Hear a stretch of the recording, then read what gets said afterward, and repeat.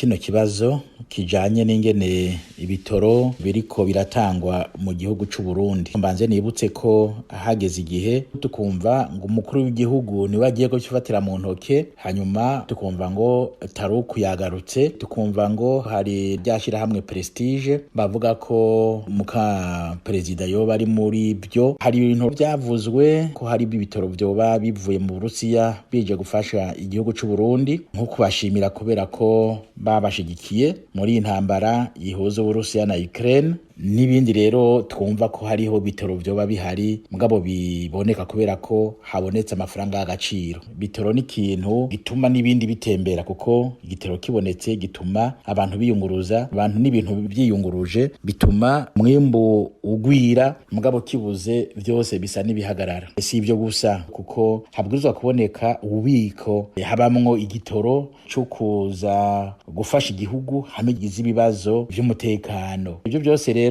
tukavuga tuti uwa mbere abibazwa umukuru w'igihugu, kuko hageze ko tubaza leta niwe wa mbere duherako, kuko niwe agena umushikiranganje wa mbere, unone bakagira umushikiranganje araba ico gisata. Tuzobabaza ingene biriko biragenda, ingene bafatira igihugu amaboko imugongo, kuko ayo madovize aba yafise ko baguma bareka abanyagihugu bakabura ingene biyunguruza, ingene igihugu gitera imbere bivuye ku gushaka ko abantu bake, nkuko perezida yamabivuga. Jewe nibaza ko hageze yuko abarundi tubabaza tuti mbe none burya vy'ukuri uretse n'igitoro mwamaziki, nkuko yabivuze umushikiranganje wa mbere ati aha burya abanyagihugu baratujije mwijisho. N'ukuri twarabacishije mwijisho, atejo bazotuboha badusohore muri ivyo biro. Abanyagihugu dushavura burya ejo ibintu birashobora kononekara, ntimubona abanyagihugu bahoze ngo mwibaze muti twarabanyaye ntaco bamaze, turafise ibigwanisho tuzobanumya. Ababifise nibo bazohaguruka imbere y'abandi. Ico kibazo rero c'ibitoro ni leta ibwirizwa kugira uko ishoboye kugira ngo abanyagihugu bashobore kwiyunguruza, bashobore kunguruza ivyabo, kandi haboneke igitoro gishobora gukingira igihugu hamwe cogira ingorane z'umutekano